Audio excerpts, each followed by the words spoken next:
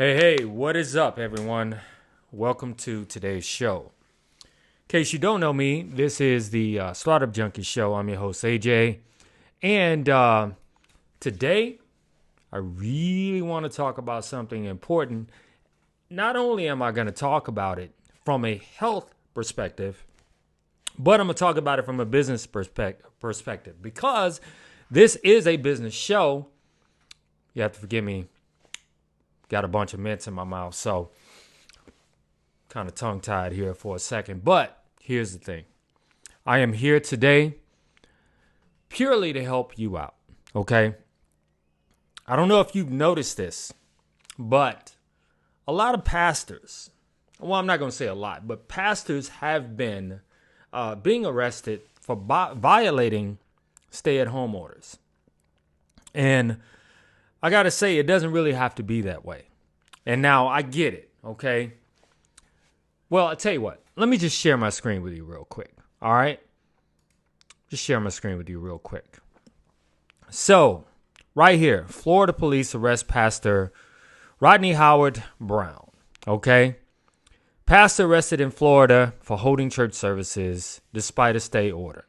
A second pastor has been charged in violating the stay order. LA Times. Mega pastors defy coronavirus pandemic stay orders.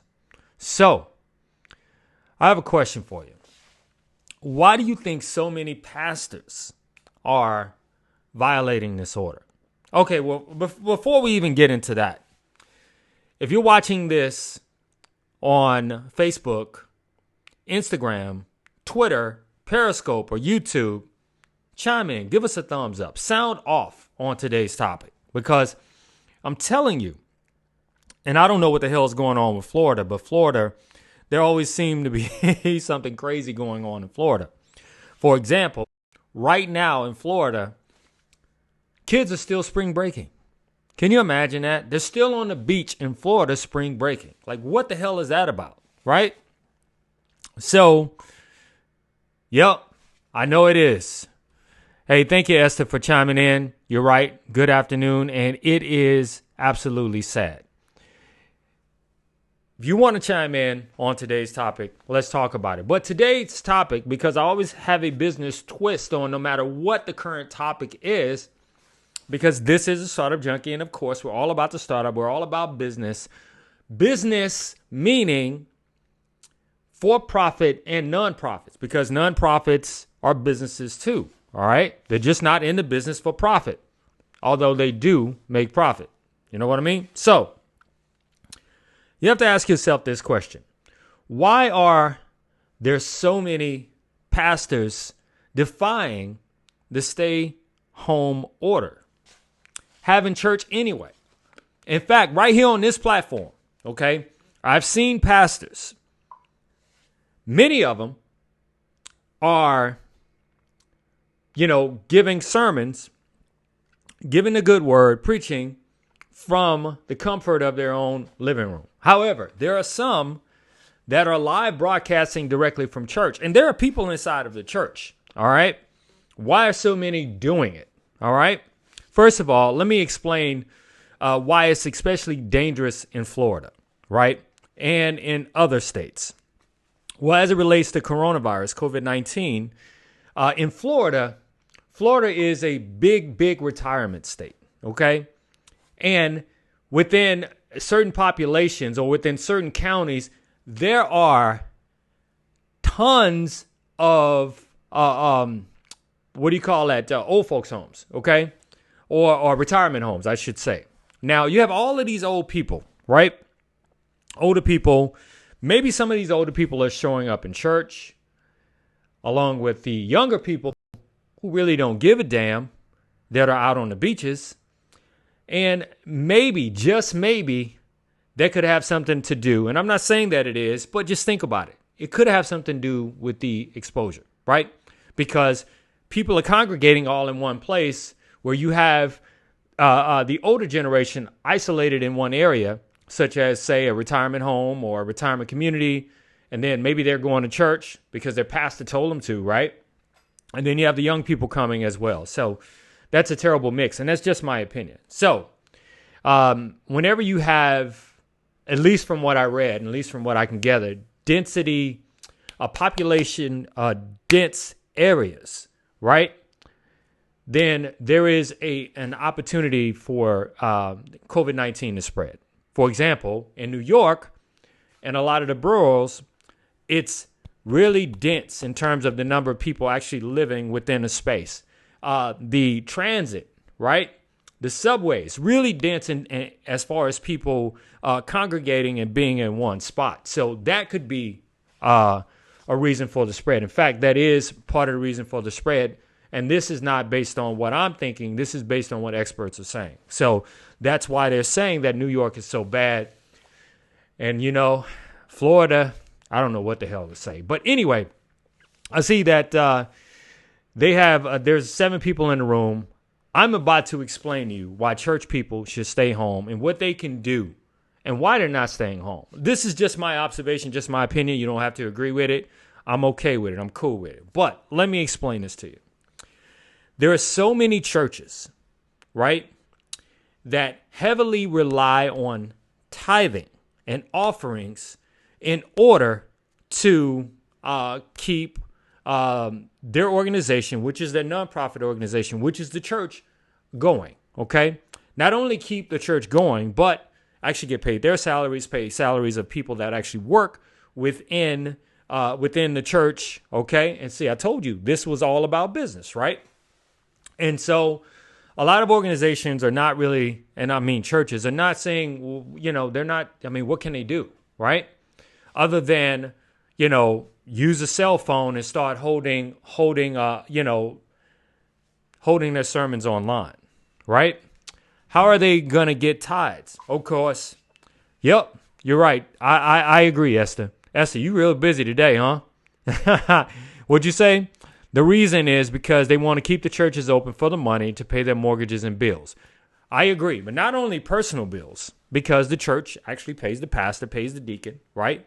Or maybe the deacon's working for free, but also to actually keep the church afloat, keep the church going. Now, we're in Houston, right? And there's a stay, right? All you got to do is Google. There's a stay in a bunch of different cities and counties, right? Yes, we're going to get to the PayPal, but guess what, Esther, and all the other people that are watching, please chime in, jump in the comment section and chime in, because what I'm going to share with you today, you're absolutely 100% going to love it. And I'm going to give you some context, all right?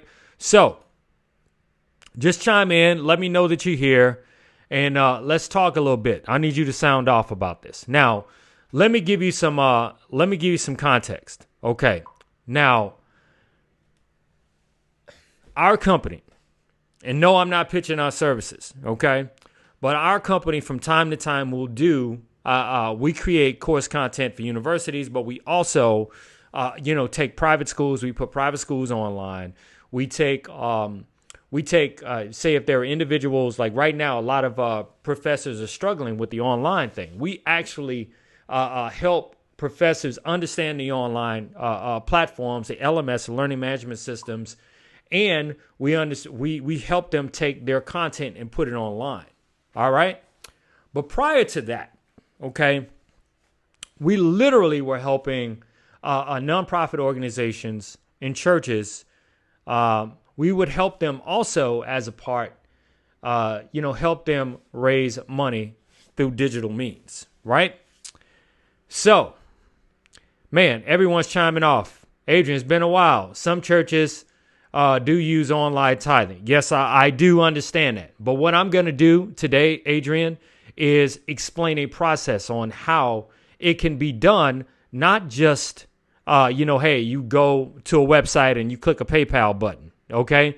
So I'm going to explain something a little bit deeper here, okay? I literally have a process that I am, good morning, Yolanda, that I am going to, I'm going to explain, and I'm going to walk you through on how to do it and how you can keep the money if you own a church or a nonprofit, the money coming in, and not only keep the money coming in, but actually know how to target people currently that are not on your list, right, of people that tithe and give offerings. And I'm not just talking about church members. I'm talking about organizations, right, to actually help you get through this.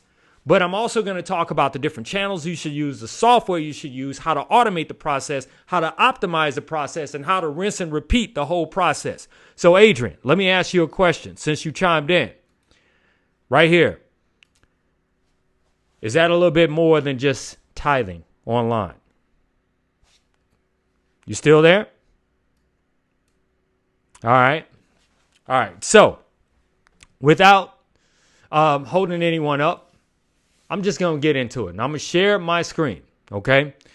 And I'm going to explain to you this process. And this is a process by which I've actually taught organizations. I've actually taught this in a classroom to students who ran their own churches, or they were responsible for raising money in their churches. I actually taught this, and I am giving this to you today for free. All right? For absolutely free. Now, let me share my my screen with you here. All right, so this is the process. I appreciate you, Adrian. Appreciate you. So let me pull this down, and I'm going to talk a little bit about this, okay? This is what I actually taught in the classroom. So if you are a pastor, or if you are responsible, if you are the deacon, or if you're responsible for, if you're the treasury of a church, you really need to watch this, okay? You really need to see how this can be done. Okay, I'm just going to read it. Snapshot of digital donation process, a step-by-step process in the spirit of giving money, okay, and compelling people to help, right? You need to know how to campaign. So, you know, like I said, nonprofits that were giving relief to local families, this is also what I would teach them. All right, so there are 6 steps, and I'm also going to talk about the free resources you can use right now. You can put this in effect to get started, and this is just something that I've done. And does it work? I had one student tell me within 14 hours he raised $1,100. Right? All right. So I mean, hey, it is what it is. I'm just presenting the information to you, and you take it. And yes, Yolanda, I will talk about automation. All right. All right. So step number 1. Right now, companies, nonprofits, that is, and churches, you already have a reliable base of people that give, right? However, because of COVID-19, there are many people who may not give. You know why? Because maybe they have lost their jobs, right? It is a sad reality, but maybe they've lost their jobs. So beyond the people that actually come to your church and that can actually tithe online through your website, right? You know, you need to identify some new targets, right? You need to identify with some new companies or affluent individuals that can actually give to your church or to your nonprofit organization. So what I'm saying to you is, whatever your mission of your nonprofit or your church, say if you're within a certain proximity within a community, identify those churches, and you need to start reaching out to those churches. Reaching out to those affluent individuals or businesses that still might be open, that still might be in a position to help you. So step number 1 is identifying a target and offer. You tell them what you're doing for the community as a nonprofit organization, and what you're doing for the church in terms of delivering the good word to the church and keeping Christ top of mind, especially going with everything that's going on during this time. Now, I mentioned Christ because a lot of, I'm quite sure a lot of Christians are watching this, but it doesn't matter what your religion is, okay? I'm more of a spiritual person. That's a side note versus a religious person, but it doesn't matter, okay? This process is for anyone. So you need to identify the target audience and how you plan to engage them, right? Basically, this includes reaching out to them with offering them a tier giving option. What is a tier giving option. Okay. Basically your value proposition. Remember, I'm keeping this business, right? Your value proposition is what you're offering the community, right? If you're a nonprofit, you feed families, right? You provide diapers for families. If you are a church, you're delivering services. You do other things within the community, like deliver meals to seniors. You're doing all of this, but you need money to keep going. So look, identify, and research affluent individuals in your community, as well as businesses that align with your core mission of your organization, whether it's a nonprofit or a church, right? Now, when I say offer them tier giving, right, don't call someone up and say, hey, can you give me $1,000? No, that's not tier giving. You know what? Human psychology, and this has been studied. When you offer someone only one option, chances are you're going to get a no. You have a 50% chance of getting a no. They're either going to say yes or they're going to say no, right? So what you offer them is a tier offering or a way for them to give. Say, hey, would you like to give, $200? Would you like to give $500? Or would you like to give $1,000 to help us continue our mission during this hard economic time? Okay, that is tier. All right. So again, this is beyond just having a PayPal on your website where you're taking in tithes. Okay. So step number one, target the right affluent individual or business and think about your offering and make that offering, or the donors, give them an option through tier giving. Step number two, channels. Determine which marketing communication strategy will be utilized. Now, I'm going to come back to this, but I'm still going to tell you that this includes being able to email and social media marketing leading to donation landing pages or your website. A landing page primarily is a one-page website, right, where people can give, okay? And when I say marketing communications, utilizing strategy in email and social media, we all know that we can create a donation button on Facebook, right? But we got to get past just the donation button. We got to get past just the PayPal on our website. We have to get strategic in how we do this. Why? Because we need to shelter in place right now to actually cut the curve of this pandemic around the country. That's just my opinion. Now, you might be saying, AJ, how can we do that? All right, well, we all know, we all have Facebook. We all know we can create a donation button, or we can even drop in a link in a post that leads people to our PayPal, that leads people to whatever, right?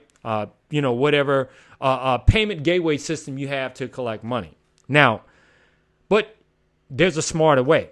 So which comes to step 3. Create a marketing campaign and determine which software, free or low cost, and I'm going to share this at the very end with you, what free and low cost software that you can use if you are a nonprofit as well as a church organization to actually help facilitate this entire process. Okay. This includes email marketing, customer relationship management, landing page, and social media management software. All right. Some examples of email marketing software. Hey, everyone knows, there's Active Campaign. Everyone knows, what do you call that? MailChimp. Everyone knows MailChimp. All right. So now you've kind of got an idea of the email marketing software you need to use, right? And this would include you actually reaching out to people that you have on your email list. All right. Now, customer relationship management software, or CRM. There is free CRMs. In other words, whenever you put an email in, right, and the person's name and what they've given, there's all these different things that you can use. That's a CRM that keeps all the information, as opposed to just keeping it in a spreadsheet. You can do this to actually help track the donations. Why is it important to track donations? It's important to track donations because after you track the donation, you know that if a person gave $100 or an organization gave $100 or $1,000, then you could possibly go back to them for the same amount or maybe just a little bit more, right? That's in business. That's what we call capacity. That's their capacity. Okay. That's their tolerance. They're willing to give you $1,000 or whatever they gave you the last time. So that would be your starting point. All right. But you need a way to organize all this as opposed to just keeping it in a spreadsheet. And a free software to use is HubSpot. Okay. HubSpot.com. HubSpot, right? It's super simple and super easy to use. In fact, they have tons of tutorial videos on how to add people, how to add emails. In fact, it's so sweet that once you send an email out to someone, as soon as they open your email, there's a way to know that they open your email, right? And once they open your email, you automatically get information about their company. This is free. About their company, where all you got to do is click a button and add them in your CRM, which is your customer relationship management software. And of course, social media management software. That is software that, you don't have to sit in front of your computer all day and make posts. You can actually schedule all of these posts, right? And when I get to the bottom, I'll talk to you about some free options, right? There's Zoho, which is a free option. There's some other free options like Social Sprout. I think Social Sprout has some free option, but I'll talk to you a little bit more about that as we get down. But the point is, with everything that's going on with COVID-19, the last thing that you want to do is to be sitting around all day or have someone sitting around all day in front of a computer posting for you and looking at responses. There's a way to do it much better. All right. So number 4, automation. And this is exactly what I believe. I'm trying to see who wanted to know about automation. Okay, I think it was Esther. Yeah. All right. So, Yolanda, I'm sorry. Yolanda wanted to know about the automation. Okay, so Yolanda. Yep. Okay. All right. Well, that's cool. Do your thing. Go to work. I appreciate it. No problem. This will be on a replay, so you don't have to worry about dipping out. Just know this information is here for you. So on to number 4, automation. Now, let's just say you've identified a target, right? And you start reaching out to an organization or affluent individual that could actually, help you, especially if you have permission to have their email. Like, say you call a business up and say, is it all right if I send some information to you? They say yes. All right. Or if you have an individuals that, in your church, you've actually gotten their email before and you're constantly reaching out to them. But you don't have time to sit in front of the computer all day and constantly send emails and reach out to people if they haven't gotten back to you. So part of the automation process, and let me tell you, I'm going to read it here. Step number 4, automate. Automate the process. This includes writing emails that will automate in a drip campaign, also social media ad automation. So we'll skip the social media ad automation part right now, but let's just talk about the email automation portion. For $19 a month, you can get an account with Active Campaign or some other email automations such as Entreport. You can get access to this type of email software that will automate the process. And okay, here's how the automation process works. Let's just say you send an email to an organization, but the organization or the company or the individual does not respond to you. Now, you got to have permission to actually send information to them. That is a rule, okay? Some people, I get a lot of emails from marketing agencies. They know damn well I didn't give them permission to actually send me an email, right? So you don't want to get your company put on what is called a blacklist, okay? A blacklist when it comes to emails, right? And if you're using free email such as MailChimp, it's quick to happen. But let's just say you're using Active Campaign, which you pay, say, $19 a month, and you're sending emails. You can set it up to where You have a series of if this, then that email. So you can write out 5 to 6 emails, right? Within the 5 to 6 emails, and if this person opens the email, then send them this second email. And if they don't open the second email, then send them a reminder email to open the second email. So this is how you, as an individual, a nonprofit or a church, a person that's responsible for this, say the treasurer, right? This is how you don't spend all day, sitting in front of your desk, going back and forth, emailing people back and forth, or checking to see if the person or an organization or a company actually opened your email. This is how you do it. That is how you automate the process. It's called a drip campaign, as you see here, drip campaign, because emails, like water, it drips, right? So you definitely want to do this. You want to automate the process, right? Now, that's very important. Automate the process.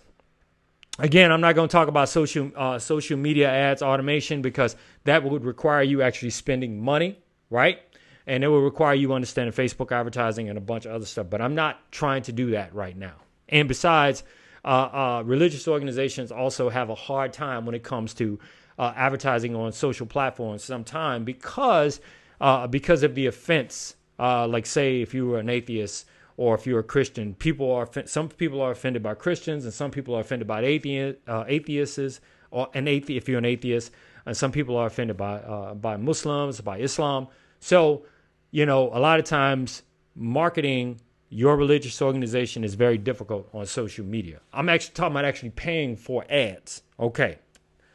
Of course, on TV, it's easy. They'll take your money. On radio, they'll take your money. But hell, if you can afford TV and radio, then you probably don't need a donation. All right. So step 5, optimize. This is where you determine what is working and what does not. Okay. This is where you look at your open rates of your emails. Now, an open rate is just that. How many people are opening certain emails? Some emails resonate with people and organizations more than others, right? And by the way, nothing beats a call to a company or to an affluent individual if you actually have their contact. But what I'm saying is, if you're sending them information and you have to remind them, right? Or if you're sending them information and people are not opening your emails, then you probably know that the headline or the subject in the email is probably not working, okay? So you have to think about how to optimize and change the messaging up. And you can you can actually YouTube how to write an effective email, right? In fact, in HubSpot, there are free tutorials on how to write super effective emails, such as the headline should be no more than 7 words, okay? That's just a professional tip from a former marketer. All right. So this is where you have to, really hone in your message to ensure that what you're asking for is really resonating with them, and what you're doing in the community. Say if you're a church and you're feeding the elderly, you're feeding the homeless, that people actually, want to give to that. Okay. Companies want to give to that. With organizations or churches with that particular cause. Now, when it comes to social media, look at the number of shares and look at the number of likes that you're getting on certain posts. Okay, if you're a pastor and you're doing your service live from your home, and you're getting a lot of likes and you're getting a lot of views, then you might want to do a watch party for that particular sermon. And you might also want to have a quote unquote call to action within what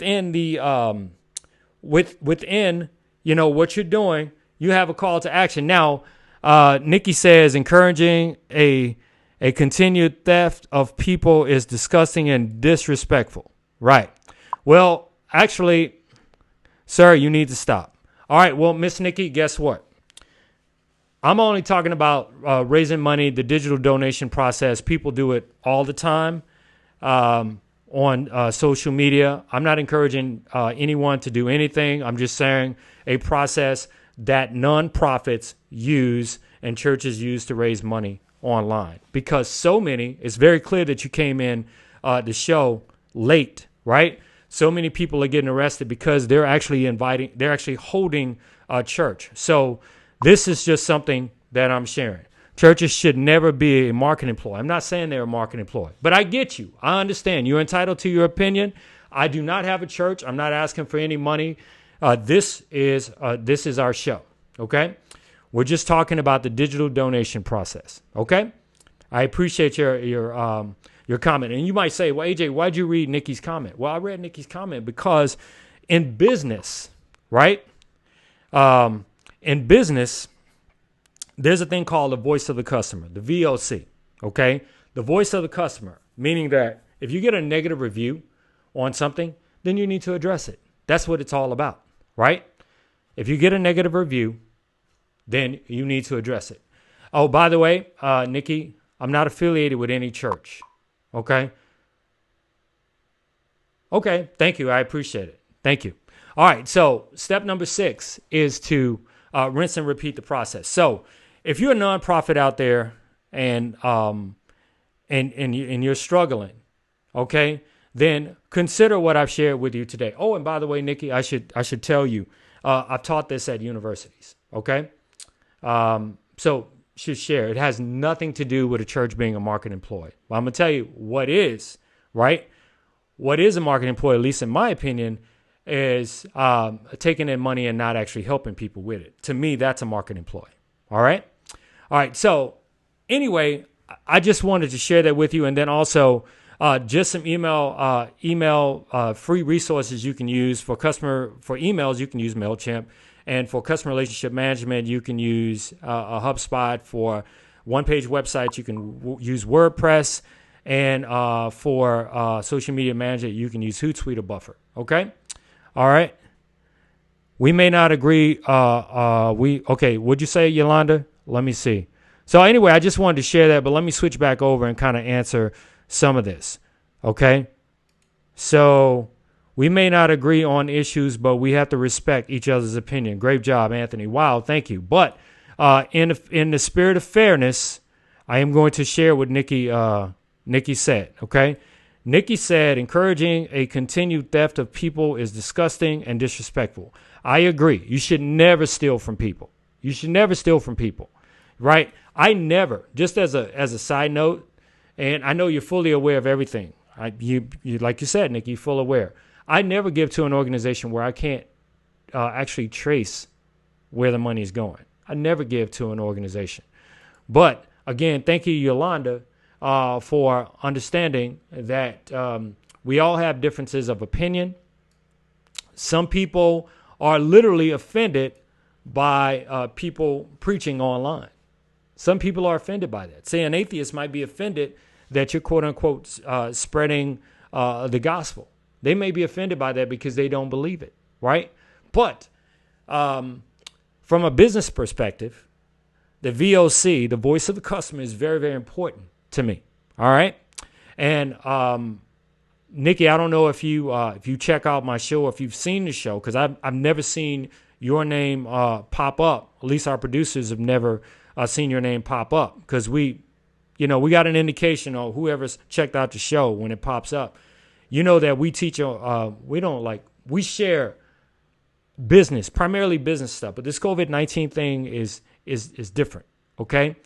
It's causing people to, basically hold services when they really should not. It's calling people are congregating when they really shouldn't. Like I shared in the beginning of the show, all of the people, the beachgoers, still out on the beaches having fun in Florida, right?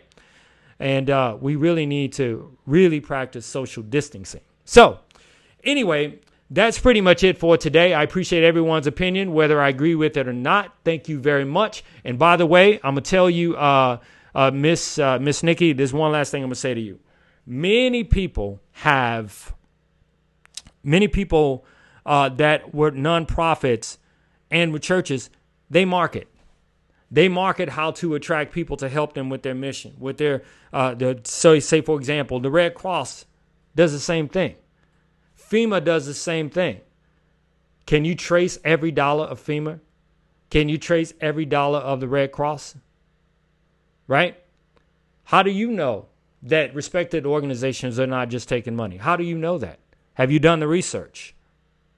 Just a question. Not a question to you specifically, just a question to ponder, okay? Just a question to think about. So I'll leave you with that, all right? So I appreciate everyone for checking out today. Yeah, I know church donations are largely non-traceable funds, right? In fact, what's so interesting right now, an organization, and I'll just share this with you, an organization that is a nonprofit, that is a church, owes our company tons of money. You know what I mean? Okay, you work in financial crimes. My wife is an attorney. Our entire family is an attorney. If you go back and watch this, which it will not pull down, I never told anybody or said anything about anyone giving money to anyone. I didn't say, hey, please give us money. Never said that. All I did was the stuff that I've taught at a university about raising money. Oh, and by the way, no one's afraid of you working a financial crimes division. No one is afraid of that. Okay? No one's afraid of that because all we're talking about is a step-by-step process or a snapshot of digital donation process. Okay? All right? So be sure to go back and watch it. Okay? Thank you. So anyway, everybody, be sure to check out Startup Junkie tomorrow as I share with you people, product, and process and why that's important to a business. Okay? So until everyone, I see you tomorrow. Take care, everybody. Take care.